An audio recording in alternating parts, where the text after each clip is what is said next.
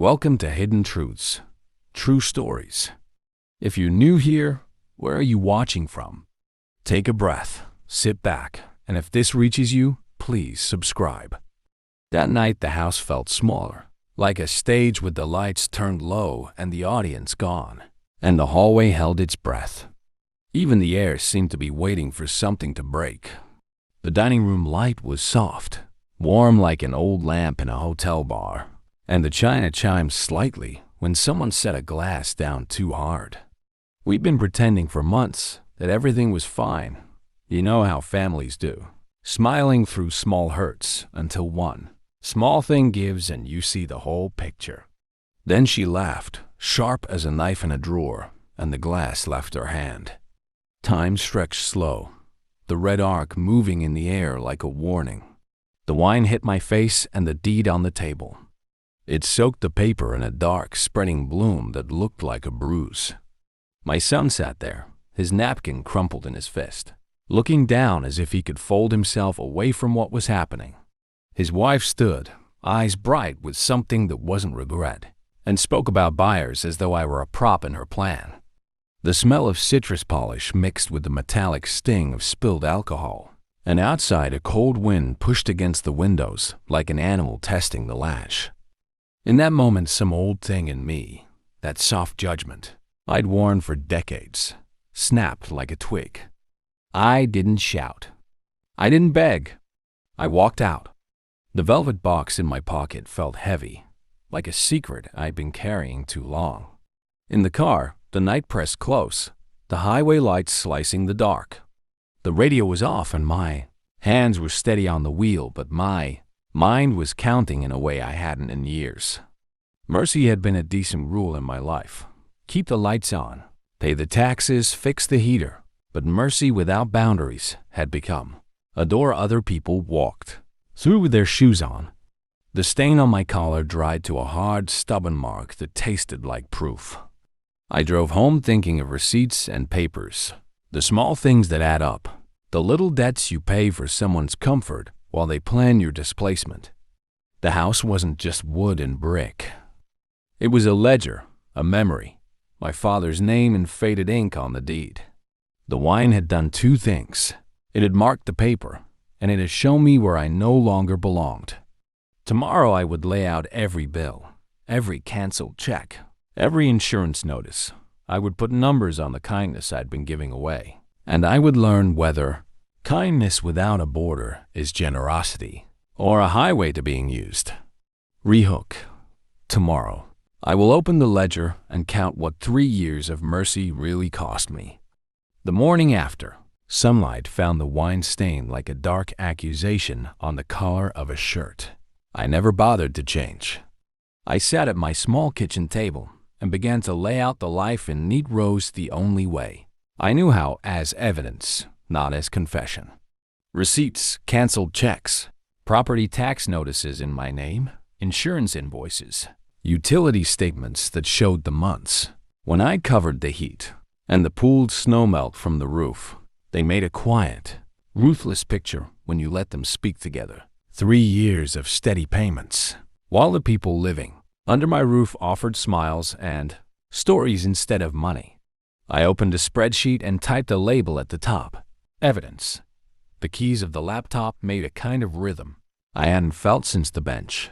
A metronome for ordered thought when everything else was wild. I found the $25,000 check in a drawer where I kept things I thought would be returned with gratitude. The memo line even said, Valerie business, neat and eager in my son's hurried handwriting months ago. That check had been a promise put in ink and never cashed in honesty. The numbers built up like sediment. Property taxes, insurance, utilities, maintenance, repairs, the quiet, invisible costs of keeping a house from becoming a ruin. They added to a total that felt obscene in its truth. Mercy had been my currency, and I had been spending it as if it had no balance, trusting blood to ask nothing in return. The ledger showed me what trust costs when others see it as an unlimited account. I sat with the smell of coffee growing old and the house quiet, the kind of quiet that holds its breath and listens and I felt a slow, cold clarity glide through me. It was not rage so much as a practical disappointment, a judicial sort of calm where the facts do the speaking and you take dictation. This was not a plot hatched in anger. It was the decision of a man who had spent decades weighing evidence and realized he had to apply the same standard to his own life. I made a list on a legal pad. Inventory heirlooms, find counsel, secure a buyer who will close fast, serve 30-day notice when the law allows, remove what belongs to my family, and protect it. The paper in my hand smelled faintly of dust and ink, and outside a cold wind moved the trees as if adjusting posture for what was coming. I folded the stained deed and placed it on top of the file as if indexing a case. There was no theater in this resolve, only the steady work of accounting for what had been given freely and deciding, for the first time in years, that my generosity would no longer be a vanish act for someone else's gain. Rehook. Tonight I will call an old attorney and set a plan in motion that will change. More than addresses, it will redraw the borders of what I will tolerate. I sat with the legal pad open and the spreadsheet glowing like a small, relentless lighthouse, and for the first time in years, I felt the peculiar steadiness that comes when a long pattern is finally named. Numbers are blunt instruments. They don't plead or promise. They only show, and what they showed me was the arithmetic of being used.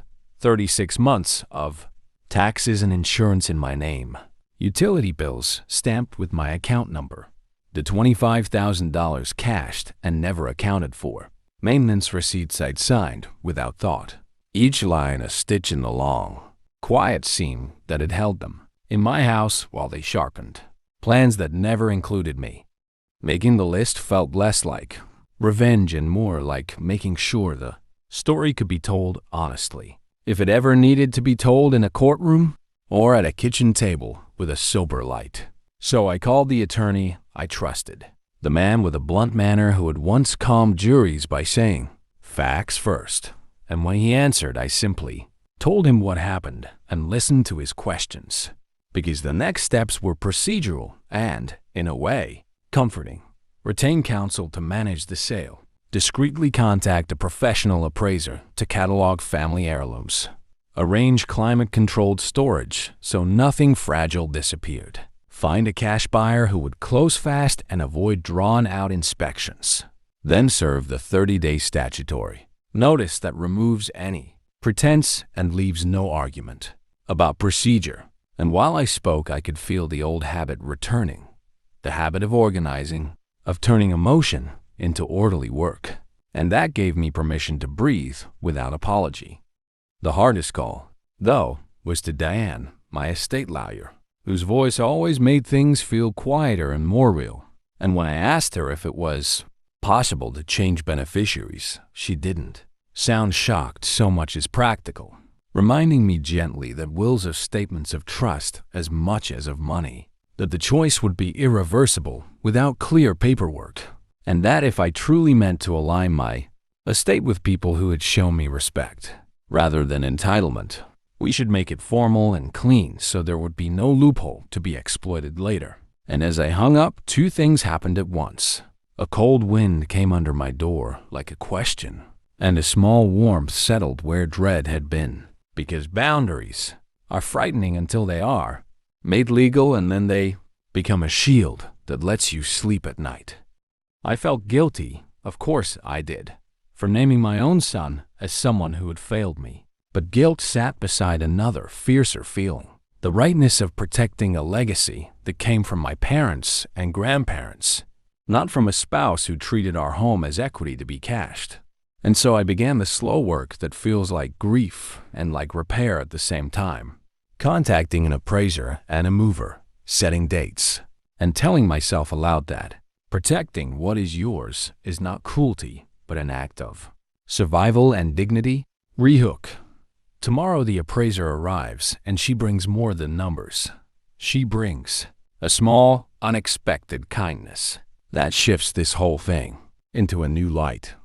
I drove back to the house with a list folded in my pocket and, Camera on the passenger seat like some small private judge.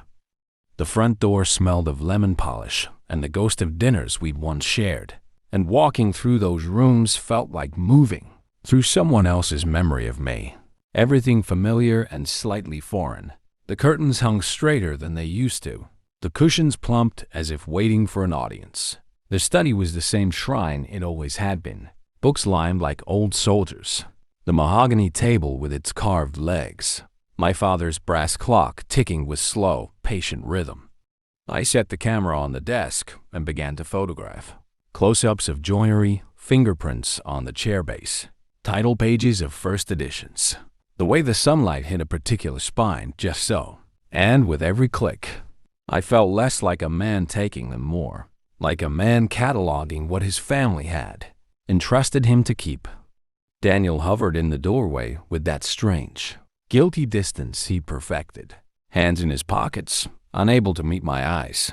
And when I told him I was documenting heirlooms for insurance and for simple record keeping, he nodded. But his nod was thin, like a leaf in a wind he wouldn't describe. I'd called an appraiser I'd found with careful reviews, Ruth, and when she arrived, she moved through the room with clean efficiency. White gloves, a loupe, a small flashlight that turned a faded maker's mark into proof of provenance. She didn't gossip or ask prying questions. She treated each item like something alive, holding a book as if listening to its past. And when she spoke, it was soft and exact. This table is Cuban mahogany. That binding is original. These stamps have collector interest. Her report, when it came, was clinical and tender in equal measure. A stack of photographs and values, condition notes, and at the bottom, a single sentence written in a hand that somehow made the paper warmer. You will get through this. Hiring her felt like hiring a guardian. She recommended climate-controlled storage and a careful mover. People who wrapped legs in felt and slipped books into archival boxes. Professionals who treated objects with reverence, not rush. On moving day, her team arrived in matching vans and worked quietly while Valerie raged at the door about familiarity and ownership, and how you can't just take a family's history. And Daniel watched, jaw working, as chairs were wrapped and loaded and paintings padded and carefully stacked. And when the truck pulled away, I followed it to the storage unit and handed Ruth the key while she closed the heavy door with a lock that sounded final and good. And then she drove Emmy to a small cafe by the water where the wind tasted of salt and something like beginning. And over coffee, she listened without judgment, while I let some of the hard edges of the plan soften into something like relief. She didn't offer miracles, only competence and a steady presence. And when I left that afternoon with Anne, inventory sealed in an envelope and the storage key in my pocket, it felt less like larceny and more like rescue, like saving a lineage from being pawned for a quick life. The house had shrunk in one life and expanded in another. It was still home, but not to those who mistook kindness for entitlement. And for the first time, I felt the ledger of kindness I'd kept might actually balance. Rehook. Tomorrow they file papers, and the courthouse will ask for proof, but the proof will be ready, laid out in ink and image, and the hearing will be colder than anything I have weathered before. I spent the days after the move, assembling the proof like a man preparing a case he never wanted to try. The apartment felt like a tiny courtroom, papers spread across the dining table, the glow of the laptop a patient witness, and outside the window the city moved on as if nothing private had been turned public. I printed bank statements that showed my name on every tax, notice and insurance premium, highlighted the months where furnace repairs were paid from my account, photographed the faded ink of my grandfather's signature on the deed and the VO's canceled check for $25,000 that have been made out with a hopeful memo and never squared. And with each sheet I taped down, I felt the methodical calm I'd practiced for decades settling in like a coat. I wrote an affidavit slowly, The language careful and simple because the truth doesn't need flourish. And Diane read it and notarized it with the kind of quiet efficiency that makes paperwork feel like ritual. The other side didn't take the quietness well. They hired a lawyer who sent a stack of aggressive-sounding emails and then, predictably, filed an emergency motion to stop the sale, invoking oral promises and detrimental reliance, as though memory could overturn ink and statute. And the first time I walked into the courthouse in this new role, not in the black robe that had once framed my authority, but as the wrong donor who could quote receipts. The corridors smelled like old varnish and regulated air conditioning, and my hands were not shaking, but they held a small tremor that felt more like grief than fear. The hearing itself stripped everything down to elements. Did you have a written transfer? Did you charge rent? Did you receive any payment toward taxes or insurance? My counsel put the binder on the podium and slid photographs of the appraisal and the signed inventory across the judge's desk.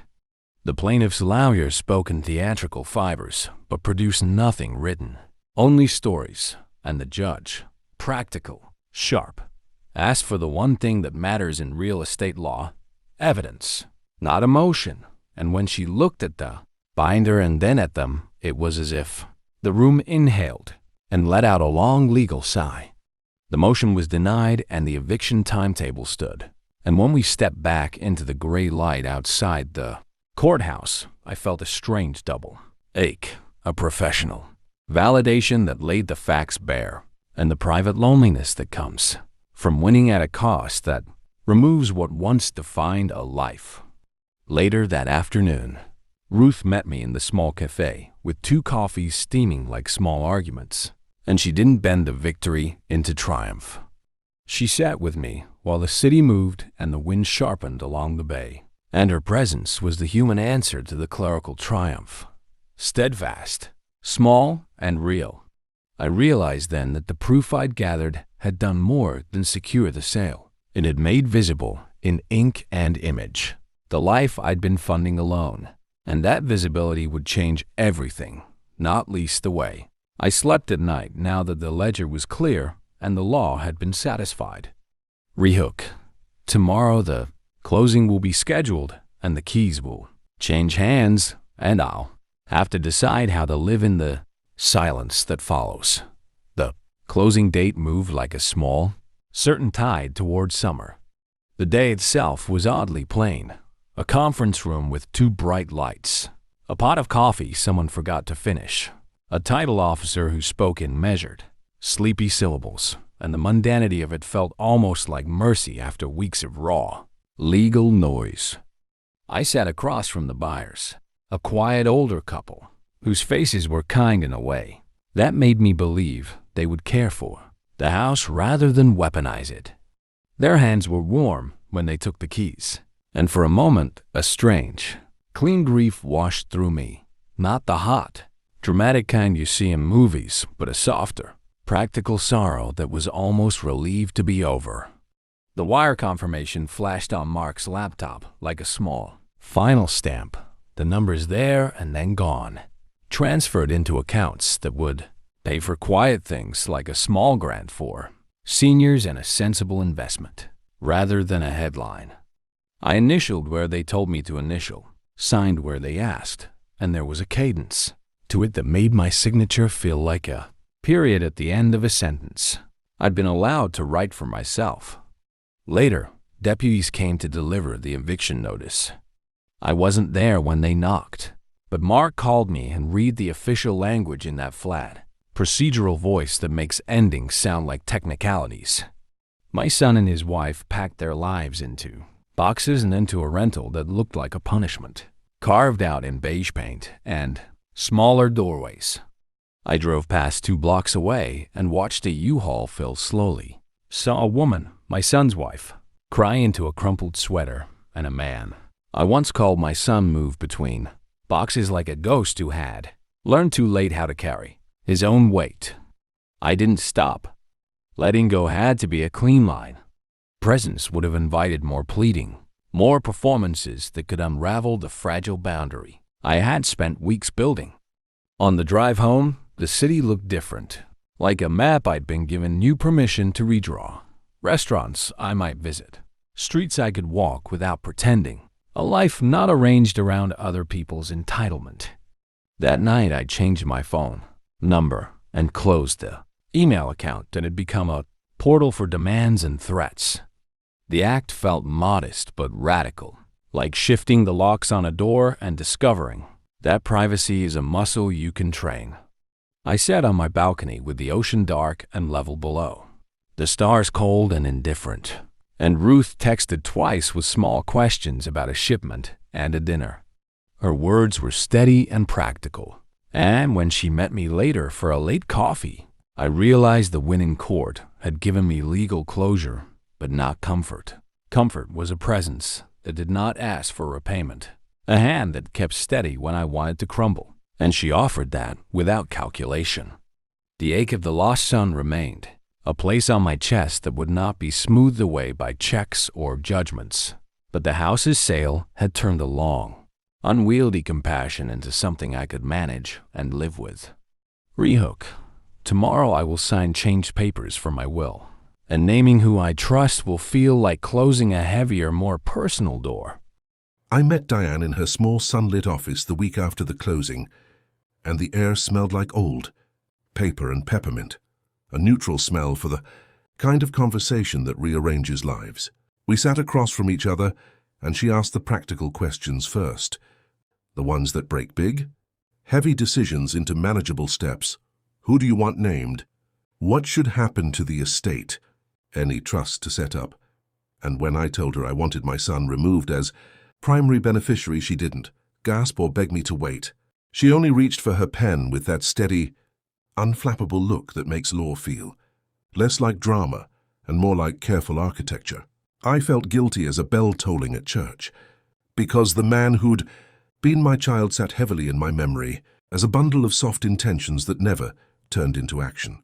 And yet beneath the guilt was a clear, cold thing, a line I could not undraw. Diane explained the paperwork would make my choice legally airtight, but also asked me to think about what I wanted the act to mean beyond money. Was it punishment? Or was it protection? And I realized it was the latter. I wasn't trying to destroy a life.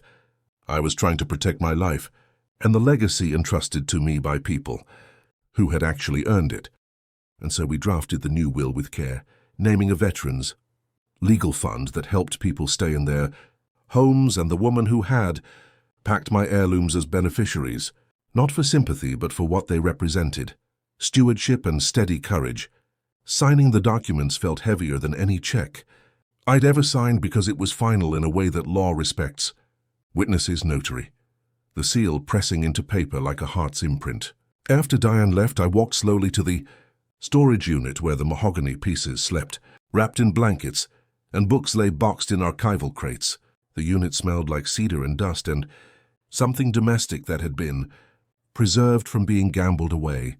And when I ran my hand along the edge of a table, like I felt the memory of 50 winters and summers. In its grain, it was private and it was mine.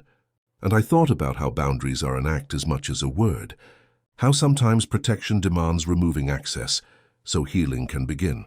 That evening, Ruth and I sat on a bench by the water and watched the light go out in long, quiet stripes. She didn't lecture or praise. She simply held the warmth of my hand and reminded me I had the right to decide who stayed in my life and how. The guilt still comes in waves, usually at 3 a.m. when the house is a hollow echo and the mattress remembers another's weight. But there is a steadier thing, too, a sense that dignity, once defended, becomes its own kind of inheritance. Rehook tomorrow. A small paper arrives in the mail, an email from Daniel, and the quiet between us will ask whether apology can ever be measured in acts rather than words. The email arrived like a cautious knock at a door I'd learned to keep closed. His name flashed on the screen, and for a moment I stared at it as if it were an old photograph that might bite. And then I opened it, because curiosity is a stubborn animal and because part of me still hoped a son could name his wrongs. His words were clumsy and honest in the way of someone learning a new language. Therapy, he wrote, had started to pull things loose inside him. He described nights he couldn't sleep, the way his chest tightened when he thought of that dinner, and how he'd finally been forced to ask why he let things slip, until they weren't his to fix. He didn't demand forgiveness or money back. He offered an accounting instead, small admissions, a list of debts he'd started to address. Facts rather than pleas, and for the first time, there was no partner's voice filling the margins. Just him alone on the page. Reading it made a hollow open and an ache that felt like cold water run over an old bruise, because of course I wanted him to be better, to be brave, to be the son who'd sit up and say, "I'm with you," when the room turned ugly, but wanting and trusting. Our different muscles and mine had atrophied under years of disappointment. I typed slowly, set expectations in plain language, asked for proof of continued therapy, suggested volunteer work at the clinic as a place to practice accountability, and told him I wasn't ready to reopen my home or my accounts until time and action had shown true change. I put boundaries in words because the law had taught me the comfort of clear thresholds, and after I hit send I felt both relief and sorrow, like two weather systems passing through the same sky, one made of grey rain, the other of sharp, honest wind.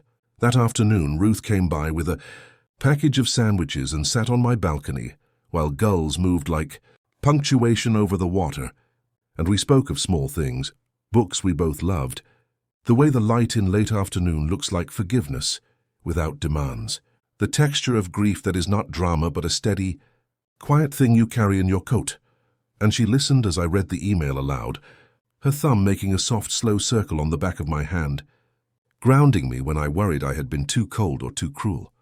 She reminded me that tests of trust aren't about reactions in the moment but about sustained change, and that setting conditions was not cruelty but self-preservation.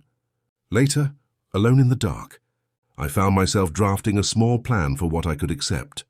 Documented steps in therapy, a year of volunteering, clear financial accounting, and letters from a counselor. Not punishment, I told myself, but a scaffold for something that might someday hold both of us without breaking. The night wind brought the smell of the sea through the window, and I thought how strange it is to grieve someone who may still be alive, to mourn the shape of a relationship that is now a question rather than a given. And yet in the same breath I felt a new, steadier courage. Boundaries had saved me from further erosion, and compassion could operate inside them, slow and careful like a hand placing a bandage. Rehook.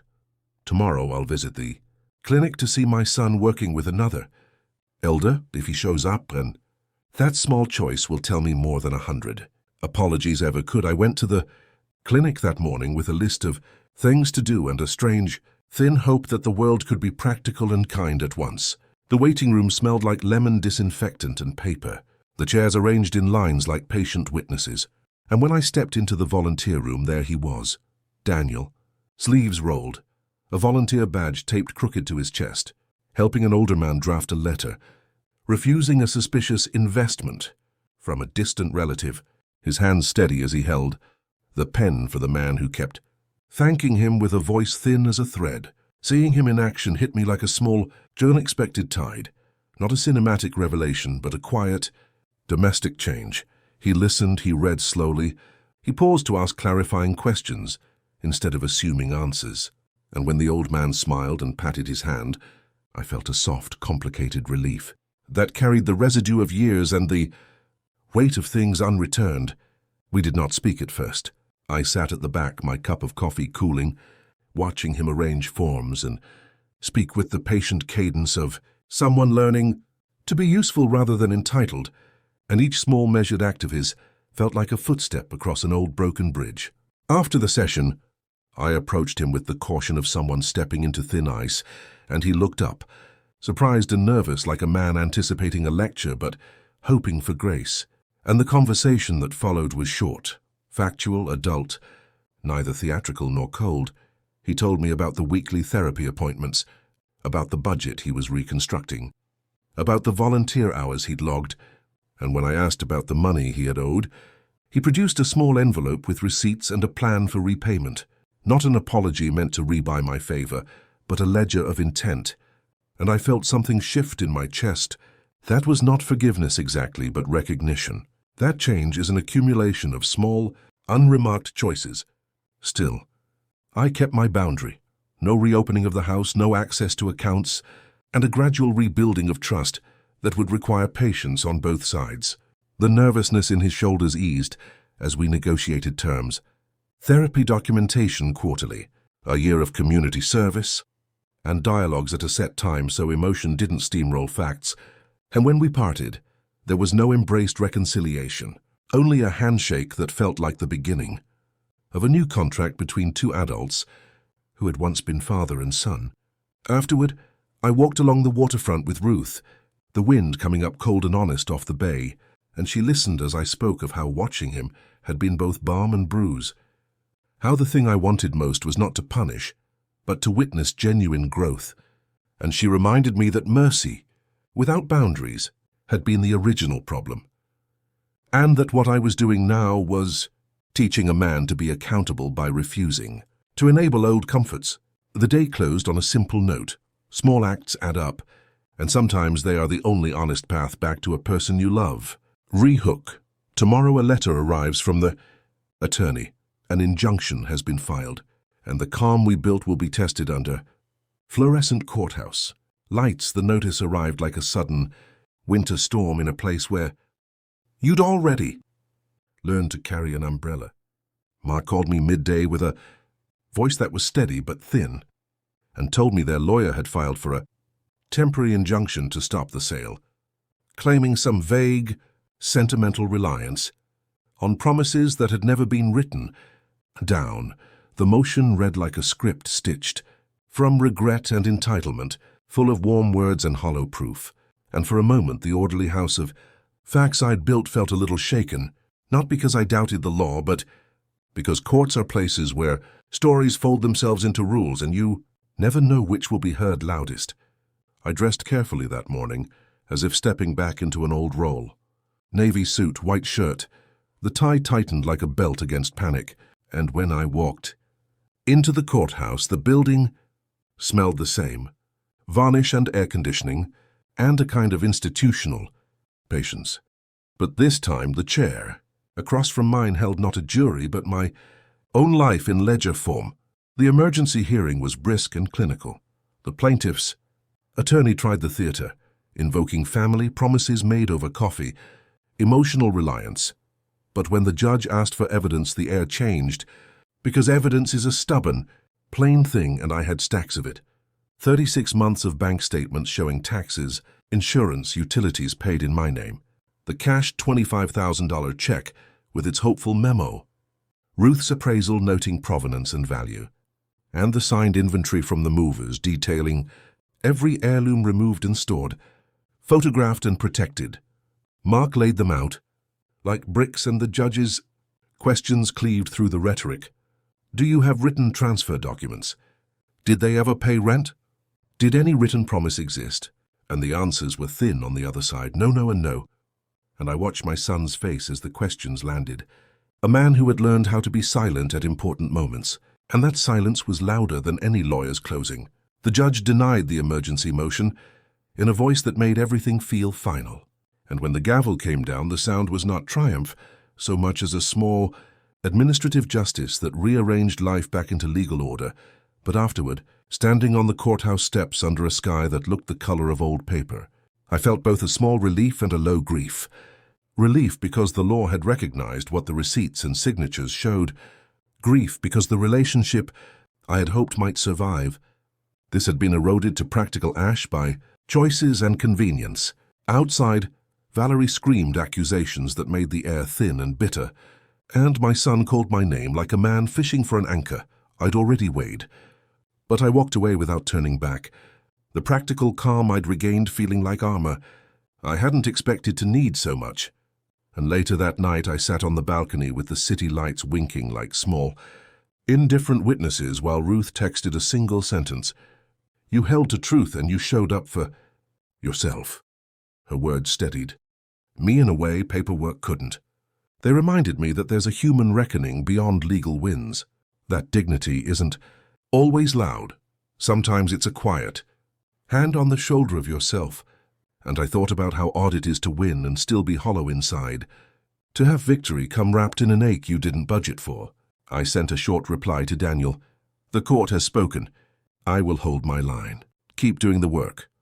I did not expect a reply that night, and none came, and I let the silence lie there between us, like a new rule we both had to learn. Rehook. Tomorrow the buyer wants final confirmations, and the closing is tentatively set. The last days will test patience, and someone will try one more desperate move that could change everything. The last morning in that house felt like a slow film played on low battery, every frame dimmer than the one before. I walked through rooms that had once held arguments, birthdays, the soft clatter of plates, and the lonely hum of late-night radio. And now each doorway was a mouth that had forgotten how to speak. Movers came with practiced silence, pulling covers over couches and wrapping the last of the pictures in bubble wrap like coffins for memory, and I found myself standing in the kitchen watching the kettle cool on the stove. The copper still warm from the last cup I'd made, feeling the small, ridiculous grief of things that are not people, but hold the shape of people by habit. The buyers arrived with lists and polite smiles, a notebook of plans that smelled faintly of fresh paint and new carpets, and they asked about the heating system and where the fuse box was, as if the house were purely an appliance to be learned, and I answered without emotion, because my work had become a set of facts to recite. My son watched from the doorway, quieter than I'd seen him since the night the glass fell, and he kept his hands empty, as if that might undo the ledger I'd assembled. His wife had left earlier, eyes red and voice flat, and the rooms she'd fussed over suddenly felt like stages with props taken away. Closing the papers felt like signing a verdict on a life we'd shared by convenience rather than honor. Initials across legal forms, a bank transfer confirmed with a soft electronic chirp, keys handed over on a silver tray like an offering. That meant the old contract was now literal and gone.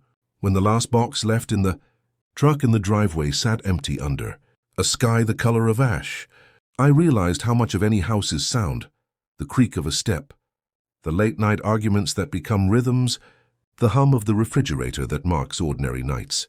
And without those, even walls can feel like strangers. I didn't stand on the lawn to watch the buyers drive off. The view would have been a picture of what I had lost, and I wanted no framed mementos of that moment. Instead, I walked the perimeter once, feeling the cold wind press against my coat, naming each window like an epitaph. Here I had read to a child. Here I had argued. Here I had fallen asleep watching weather through glass. The storage unit key in my pocket clicked like a tiny metronome, a reminder that some things were safe and that care had not been entirely swallowed by the sale. That night I sat on a folding chair in a small rental with a lamp borrowed from Ruth and a cup of tea that tasted the way ordinary things do after a storm, muted, steady, capable of being relearned, and I let the silence stretch long enough to hear what it taught me. That endings can be honest, that grief has a slow, clarifying logic, and that rebuilding begins with the small, practical acts of putting one thing in order, and then another. I thought of my father's handwriting on the deed and how the ink had once been a promise. I thought of my son's face in the courtroom and the thin shape of regret that might, if tended, grow into something sturdier, and I wondered with a tired hope whether letting go of a house could finally allow me to hold on to dignity. Tomorrow, I meet with the financial advisor to allocate the proceeds. Choices now will decide more than comfort. They will carve the terms of a quieter kind of life. The papers felt heavier than I expected, not because of the weight of the stock paper, but because signatures make things final in a way thoughts never do. Diane's office smelled faintly of lemon oil and old ink, the kind of room where decisions sit down and stop pacing. And when I slid the new will across the mahogany desk, I watched her read with that slow, competent care that turns anxiety into procedure. Removing my son as primary beneficiary was less a dagger than a measured boundary. I did it to protect the line that had been handed to me, not to punish a man who might still find his feet. And naming the veterans, legal fund and Ruth as trustees felt like handing the future to people and causes that had shown steady hands. I hesitated over Ruth's name for a moment, thinking how strange it is to make a practical legal gift of gratitude. then signed with the same pen I'd used for mortgages and contracts, the nib gliding like a small, decisive footstep, and Diane notarized with a calm professionality that removed any last doubt. The change would stand. After the formalities, I drove to the storage unit and stood with my palm unwrapped, wood and flattened cardboard, boxes as if touching memory could anchor it. The movers had stored each chair and book like occupants in a safe house, and in that quiet I felt the double edge of the day. Grief for what had been displaced, and a firm satisfaction that what mattered had been preserved. That evening I called a close friend and read him the new clauses aloud, partly to hear my own voice, steady, and partly to mark the transition from private hurt to wise protection. And when I hung up, I poured a small whiskey, though the glass felt ceremonial and unnecessary. Ruth stopped by and we walked slow along the water, the sky low and the wind blunt against our faces. And she didn't praise the decision so much as recognize the tired dignity that made it possible. Sometimes the right thing comes with a private ache, she said, and the ache is a price for keeping your balance. I slept that night with a new, careful relief, a sense that I had turned compassion into something that could not be drained again.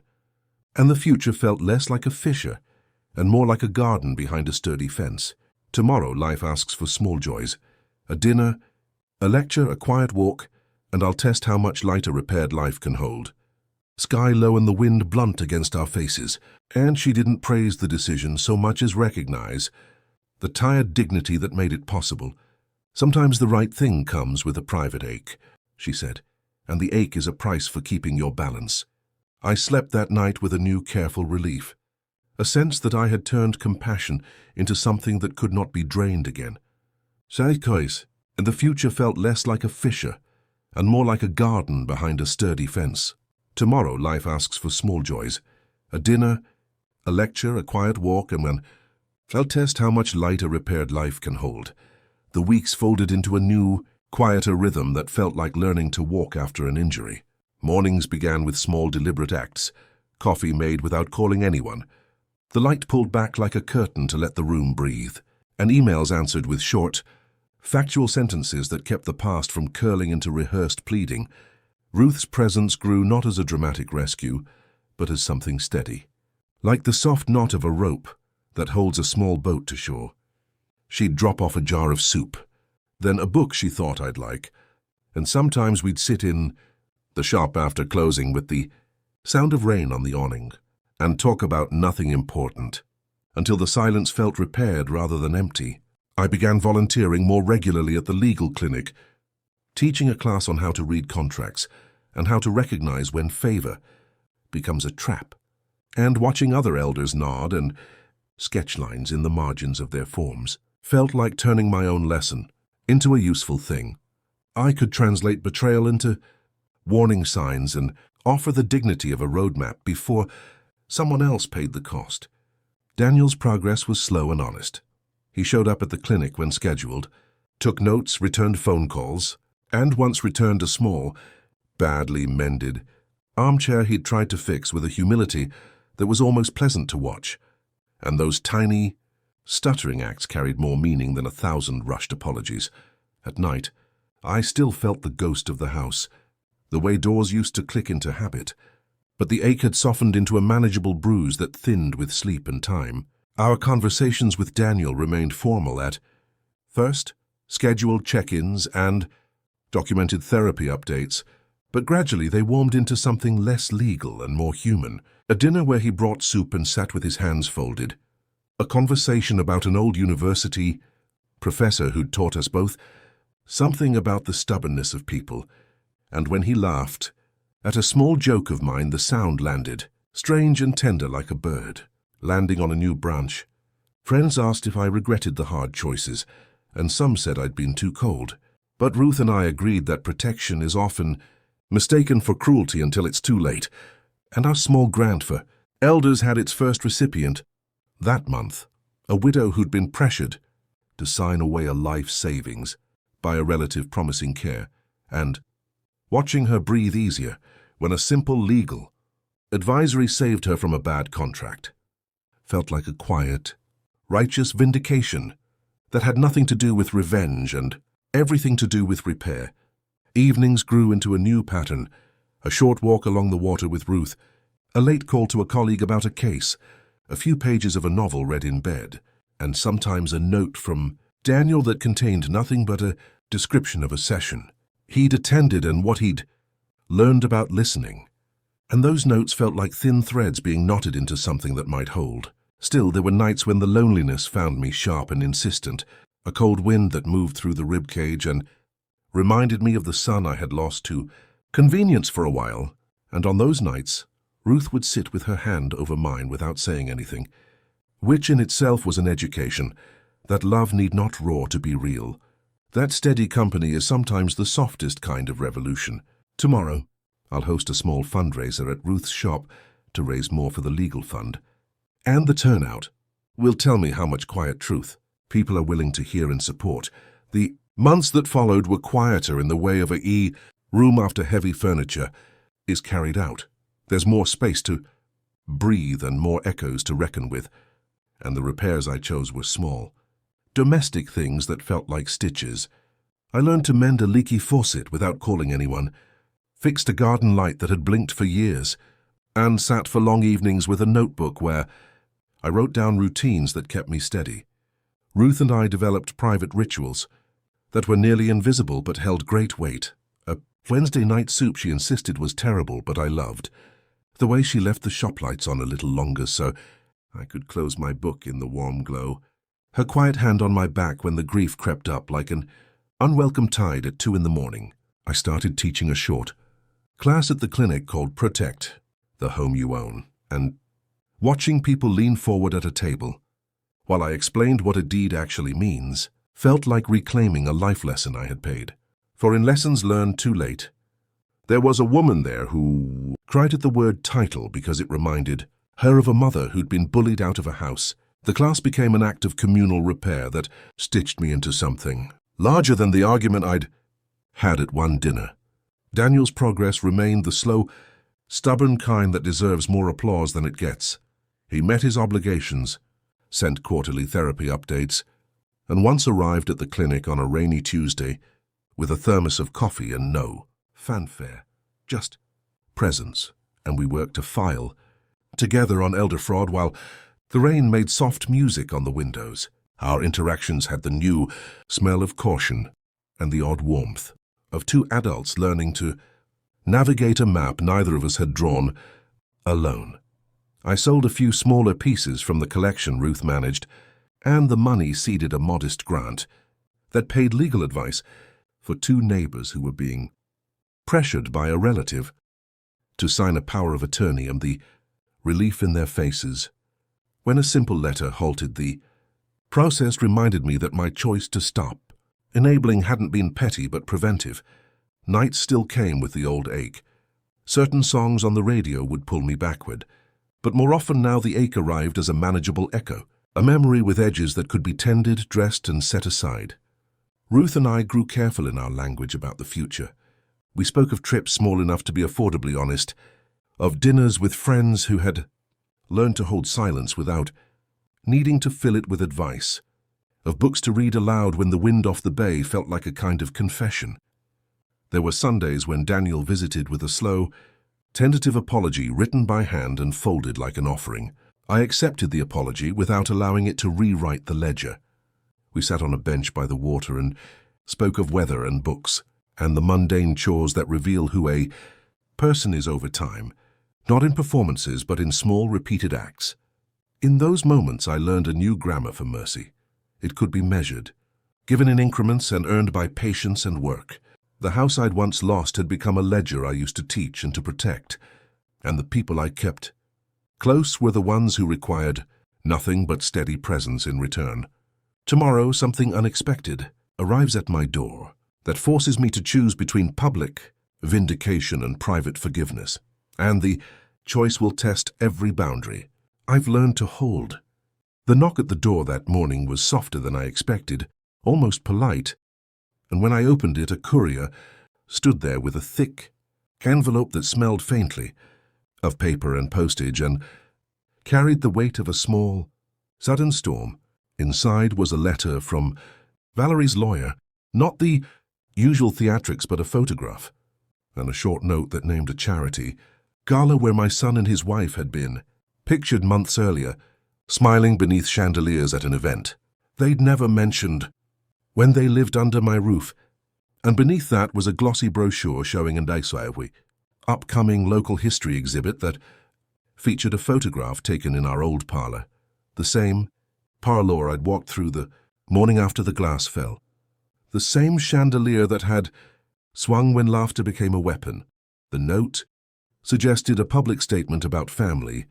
Reconciliation might be a way to smooth the narrative and perhaps influence a silent auction, where the buyers had connections, and for a moment the world tilted because here was the sting I'd tried to avoid.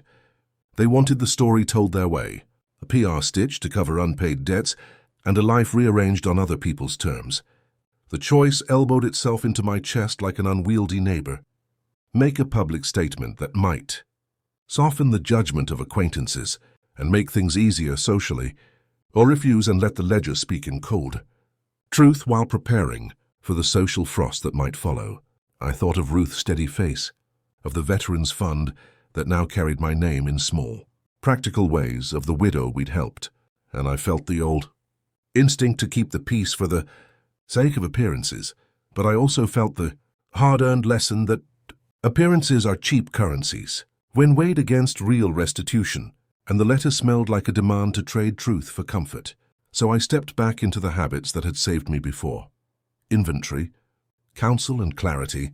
I called Diane, who reminded me that silence is an answer and that a public statement is a form of contract when issued under certain conditions, and I asked her to draft a brief reply that thanked them for the invitation, but declined to participate in any public reconciliation until documented remediation and formal apologies were provided. And then I did something that felt both raw and right. I wrote my own short note to the local paper, not to shame, but to assert a simple truth about boundaries and dignity, a piece that spoke of learning to protect the things handed down by those who truly cared, of mercy that comes with limits, and of the quiet work of rebuilding trust. I sent that note not as a weapon, but as a map for others who might be standing where I had stood, at a kitchen table with a wine stain and a ledger. And when Ruth read it, she placed her hand over mine and said nothing, which was her way of telling me it was enough. Later that night, Daniel called, voice smaller than the man at the clinic, and said only, "I'm sorry you had to do that publicly." And I told him the truth. Sometimes truth must be loud enough to be seen, and sometimes silence hides the people who need to learn. The choice had cost me a measure of privacy. Yes, but it bought me a public line anyone could read. And I slept that night with a strange, calm certainty that stories must sometimes be told not to punish, but to prevent. Rehook. Tomorrow an unexpected visitor arrives with a photograph from another era that opens a new door into the past and forces both forgiveness and reckoning. A man in a plain overcoat knocked at mid-morning and handed me a thin, trembling envelope as if it contained something fragile by nature. Inside was a black and white photograph folded twice, edges soft with age, my father, much younger, laughing at a garden party I could remember as a blur, and next to him a woman I had only ever known as a face in a faded wedding album, smiling with a hand on his shoulder. On the back, in a looping, unfamiliar hand, a single sentence, "For when you needed to remember, who kept the light."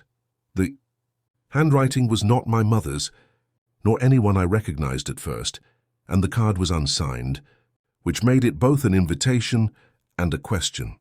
The image cracked something open inside me, the way my father had shielded certain people, the debts he'd never mentioned aloud, the quiet bargains that had kept the house standing through hard winters. For the first time since the ledger, the past approached not as evidence but as company. I called Ruth and we sat at the small kitchen table with the photograph between us like an artifact. She traced the margin with a fingertip and suggested we try to find the photographer's stamp, the studio mark that might point to the provenance, not out of curiosity, but to know whether the note was deliberate or blind. That afternoon I walked to the historical society with the picture wrapped in tissue and an old hope that perhaps someone else would recognize the smile. The volunteer there, a woman with a memory like a map, paused when I set the photo down and then, with a slow intake of breath, said, "This was taken at the Whitaker fundraiser. That's Layla Begum at my sister's side." Her name landed like an unexpected key. Layla Begum was a neighbor from decades ago, a woman of fierce loyalty, who had quietly organized meals during my father's long illness and who, rumor had it, had once loaned my parents money when the bank would not. The photograph shifted the ledger into a new light. Not everything unpaid was theft, and not every kindness had been accounted for. There were debts of a different kind, unrecorded kindnesses that threaded through the family's history. That evening, Daniel came by unannounced, hesitant as a man approaching a locked door. He watched us together over the photograph and, without theatricality, asked about Layla Begum and the people who had kept our household afloat before my parents' era. His questions were small and earnest, and when I described the woman's quiet aid, years ago something in him softened, a recognition that history is messy and that families keep secrets to survive. He offered awkwardly to help me track down any remaining neighbors who might recall the old bargains, and I found myself saying yes. The work that followed was not legal, but reconciliatory in a way. The courtroom never could be. Phone calls to old numbers, visits to neighbors who remembered pots of stew and hands that fixed broken steps. A ledger of gratitude started in a new notebook. In these pages, I began to write names and small debts. A winter's coal, a borrowed sum repaid in chickens, an afternoon of watching a sick child. Things that didn't belong in courts, but belonged in memory. By the time we finished, the photograph had done two things I had not expected. It had reminded me that family economies are braided with favors that never made it into banks, and it had offered a place for Daniel to step into. History with humility rather than entitlement. We did not erase the original ledger. We simply placed this new, softer account alongside it, a companion volume that asked for different remedies, calls of thanks, small restitutions where owed, and a community meal in Layla Begum's honor. The choice to hold both records, the legal and the human, felt like a truce I could live with. When Daniel left that night, he did not promise instant transformation, only that he would try to learn the names of what had been done for us, and to begin paying back not just money but memory. Tomorrow we gather a few neighbors for soup and stories, and a quiet reckoning will begin where neither law nor ledger fully reaches. We invited 4 neighbors and 2 old friends of my father to Ruth's shop on a rain-softened evening. Nothing formal, just a kettle on the stove, and a table pulled into the middle of the room so people could see one another. The invitation was simple. Come for soup, bring a story. People arrived with scarves and umbrellas, with hands that smelled of wood polish and bread, and the room filled quickly with the kind of low chatter that stitches strangers into neighbors. Daniel came early and stood by the doorway, nervous but steady, carrying a pot he'd learned to ladle, without spilling, an awkward domestic competence that felt, in that narrow space, like reparation. We ate at one long table. The first stories were small, who buried a stray kitten in the yard, who once lent a ladder and never asked for it back. And the mood loosened as someone laughed and someone else cried, and a photograph of my father and Layla Begum moved from the center of the table into people's hands. An old woman I'd once only nodded to in the street told how, during a bitter winter, my father had shown up with a sack of coal when her husband was out of work. Another neighbor recalled how Layla had paid for a boy's school book so he could finish his year. The ledger I had kept in a folder at home felt for a moment like one narrow account. In a much larger household, economy, favors and debts exchanged in stew and labor, not in bank transfers. Daniel listened. He did not try to explain or to justify. He asked questions, and when someone mentioned a small, unpaid favor, his face flushed, and he made notes, not the legal kind, but a paper list of names and things he wanted to fix. At one point, he stood, voice small, and offered to help mend a neighbor's fence the next weekend, a task less symbolic and more useful than any speech he might have Rehearsed. The neighbors accepted the gesture, with the rough grace of people who know how long trust can take to rebuild. It was not absolution. Nothing dramatic changed in a single night. But the act of being present, of hearing and being heard, rearranged something that papers and courts had not reached. The human ledger of memory. When the room emptied and the cups were stacked, Ruth and I sat at the back table with the remaining bowl and the warm, sated silence of a small work well done.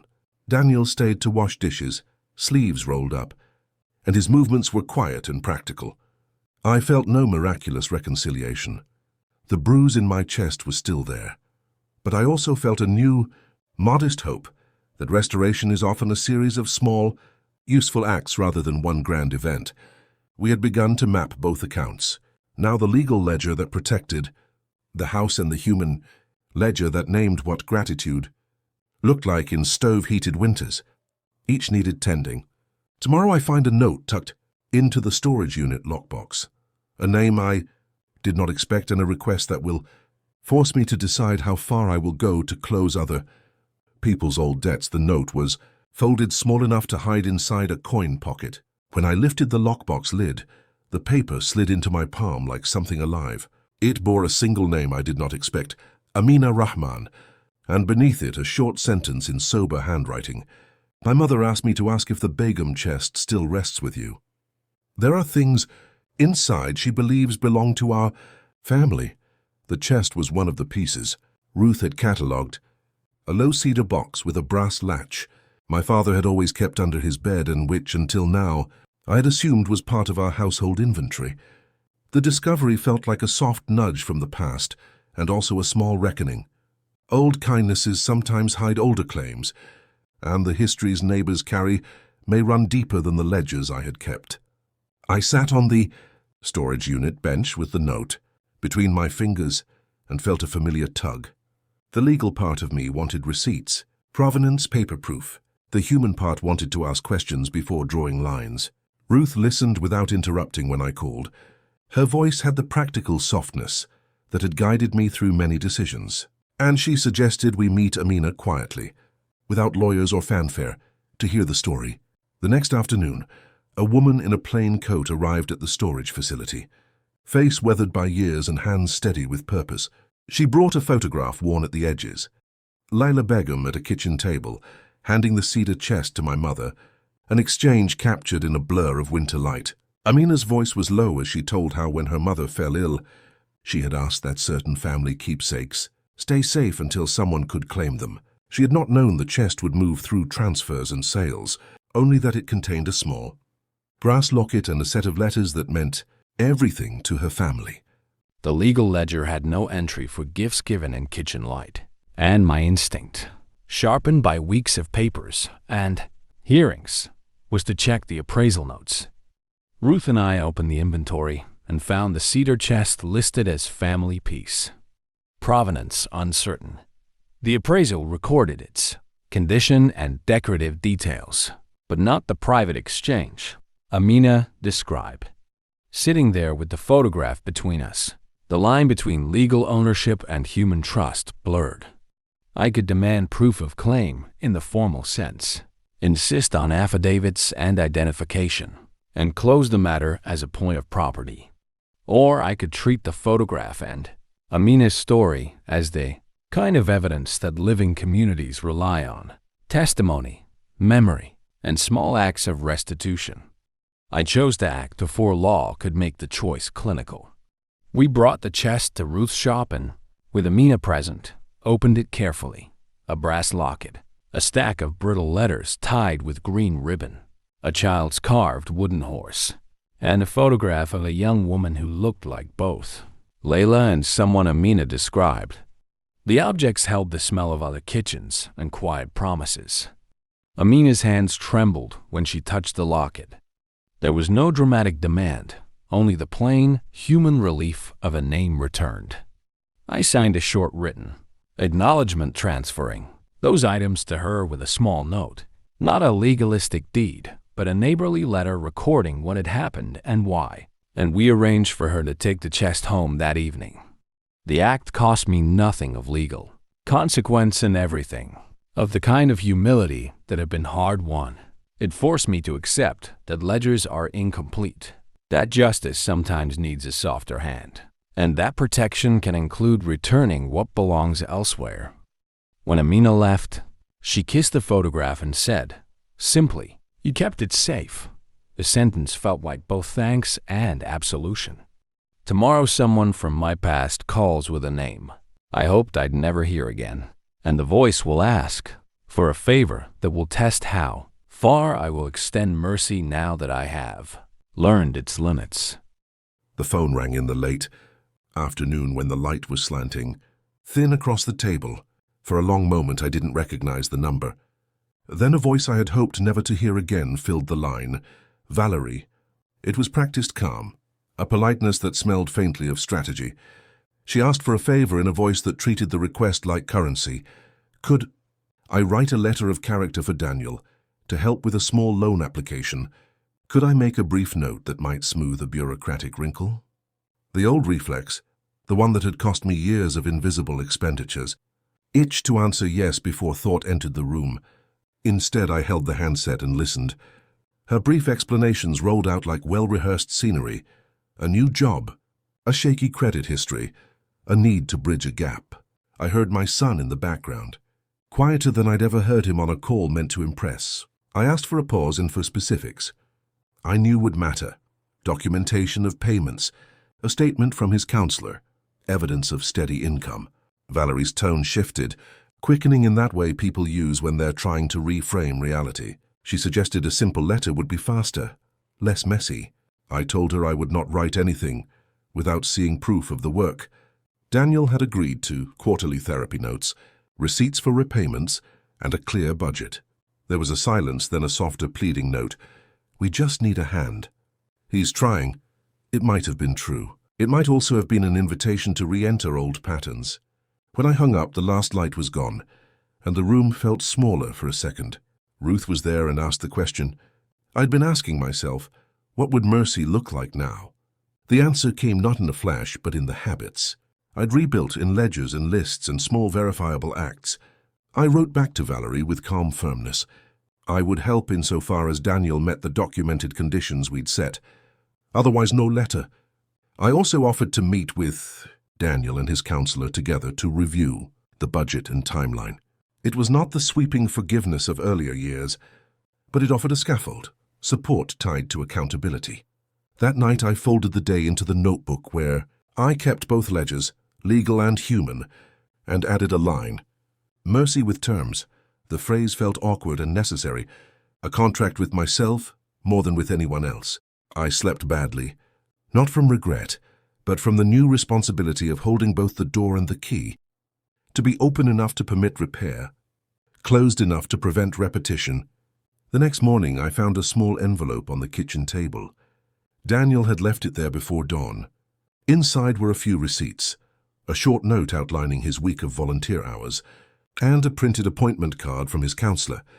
The proof arrived like a cautious hand extended. Rehook. Tomorrow we meet, 3 of us at the clinic table, and how Daniel speaks in that room will decide whether mercy becomes bridge or mirage.